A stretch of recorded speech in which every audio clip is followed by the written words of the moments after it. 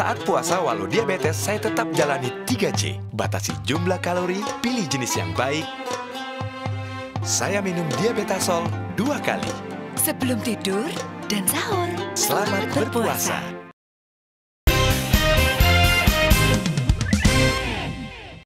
Dipersembahkan oleh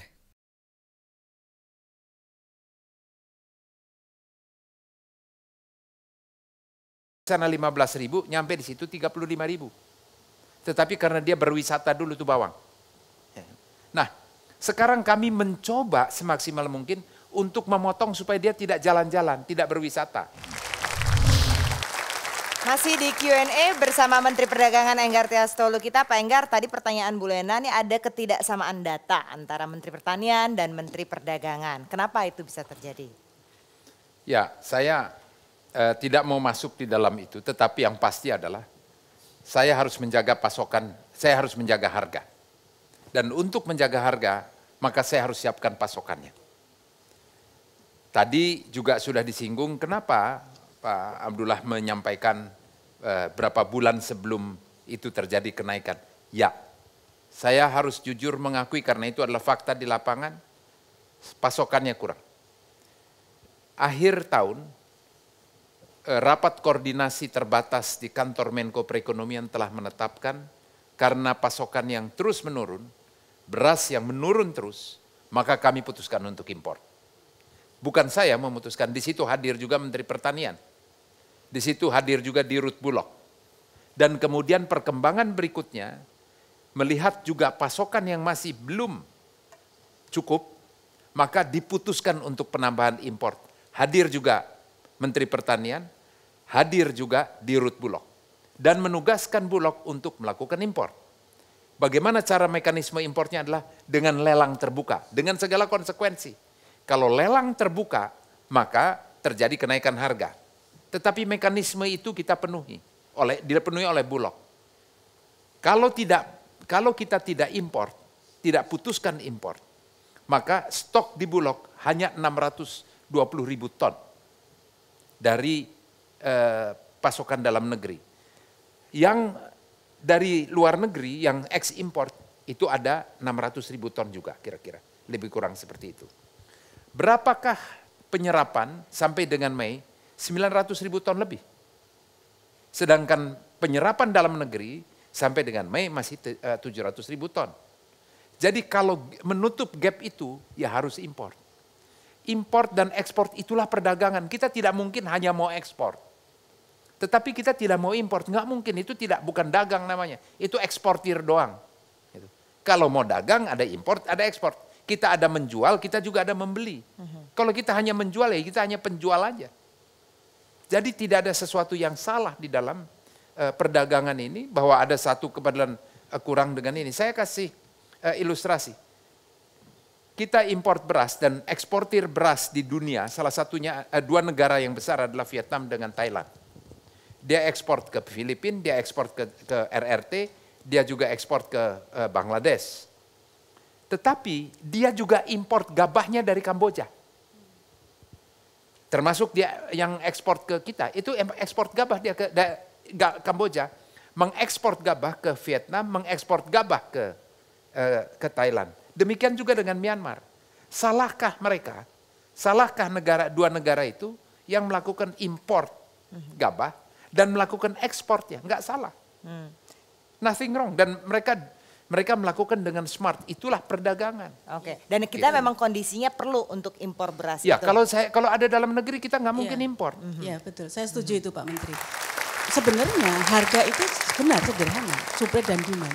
Kalau memang ketersediaannya cukup. Saya jadi berpikir tadi kenapa tadi instruksi Bapak ke terutama untuk pegawai di lingkungan Kemendak harus melakukan monitoring yang harus day to day, bahkan sampai hari raya pun itu mereka tetap harus di pasar memonitor sampai ini. Nah, seberapa kontribusi dan efektivitas dari monitoring itu untuk stabilitas harga? Bu, itu pada waktu 2 tahun yang lalu stok pasokan cukup, Bu. 2015 dan 2016 total import kita atas beras 1,5 juta ton. 600.000 masuk di 2015, 900.000 lebih kurang itu masuk di 2016. Kenapa 2015-2016 itu terjadi kenaikan?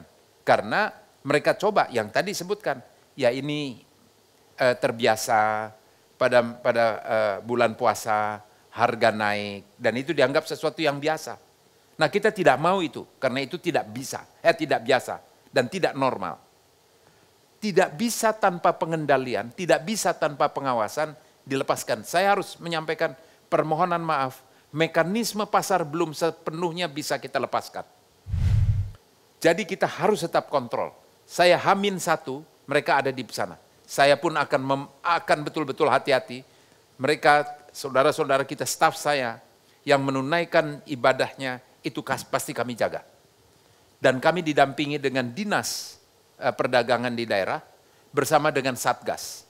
Sehingga kita bisa memastikan bahwa ketersediaan itu ada, mereka jual tidak dengan main-main, mereka jual dengan jujur bahwa itu terjual dengan margin. Tidak ada satupun kebijakan yang kami keluarkan itu membuat pedagang dan pengusaha rugi. Tidak ada. Cuman jangan besaran untungnya. Oke. Valen, silakan. Jadi Pak pertanyaannya tadi tentang jangan sampai itu menjadi sebuah habit atau kebiasaan. Kalau mau lebaran harganya naik. Saya justru terbalik pertanyaan saya.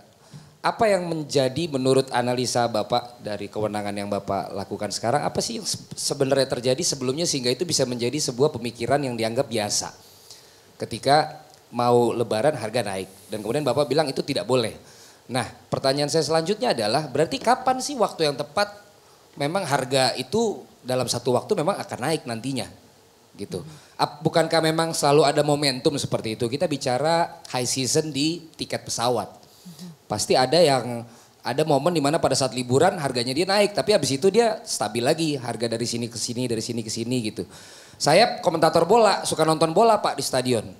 Kalau pertandingannya juga pertandingan yang begitu dinantikan orang, harganya juga beda dengan harga ketika pertandingan biasa. Di stadion yang sama, supporternya sama, timnya sama. Bukankah itu akan menjadi selalu yang disiapkan oleh kementerian, dalam hal ini kementerian yang Bapak pegang untuk menjawab segala macam pertanyaan apakah akan stabil atau tidak. Pertanyaan dicontekan saya Pak, semuanya hubungannya dengan kestabilan harga. Malah bukannya itu yang sudah disiapkan Pak. Sehingga setiap kementerian berganti pun isunya itu lagi. Akankah ada breakthrough? Bukan sekedar cuman isu di mau lebaran harga naik gitu. Tetapi memang orang jadi percaya kalaupun di situ naik, secara overallnya sebenarnya itu hal yang normal dan setelah itu akan normal dan lain sebagainya. Saya suka pertanyaan ini, suka saya. Ya. Berbobot kan Bu? Berbobot nggak pertanyaannya? Ya, silakan Pak Saya Enggar. setuju Bu. Itu kita tidak bisa mentolerir sesuatu yang tidak lumrah menjadi sesuatu yang kita anggap biasa. Apa dasarnya? Karena harga perolehannya dia tetap. Pada waktu si pedagang itu membeli dari petani berjenjang, itu tidak ada korelasi kenaikan harga dengan harga jual dari petani. Tidak ada korelasi. Sehingga kalau ini tetap, maka dengan seluruh jaringan distribusi dengan margin yang tetap. Kenapa yang di beberapa tempat itu dia ingin margin yang berlebihan, yang mengorbankan rakyat, mengorbankan ibu-ibu. Setujukah kita bahwa adalah tugas pemerintah membuat ibu-ibu tersenyum bahagia, memasuki bulan suci Ramadan, tidak perlu mengeluarkan biaya tambahan. Tapi yang ngasih bapaknya loh Pak, yang ngasih ya. uang belanja. Bahwa kalau bapaknya tidak memberi tambahan ya kemudian bapak juga jangan minta tambahan makan. Aduh. Jadi tapi poinnya itu Pak. Jadi sekarang sebenarnya kalau kita supply-nya kita penuhi, ada batas toleransi sedikit, tetapi tidak bisa kenaikan harganya yang tinggi. Karena nggak ada alasannya. Nah, yang kami jamin adalah, saya ajak berbicara. Pak Abdullah berapa kali datang ke kantor, saya undang, minta masukannya. Mau pilih mana? Naik turun begitu? Atau kita relatif stabil, tetapi dengan margin yang tetap sehingga kita bisa ukur. Berapa saya akan dapatkan keuntungan dan berapa lama return saya dari investasi dan dari semua soal ini. Memilih mayoritas seluruh pengusaha dan pedagang ya saya pilih yang kedua. Stabil Pak. Itulah yang kita jaga, itulah stabilitas harga. Baik, oke. Tapi Pak, kadang-kadang kalau pedagang kan perbedaan harga, dia mungkin punya invest lebih, dia punya servis lebih bagus.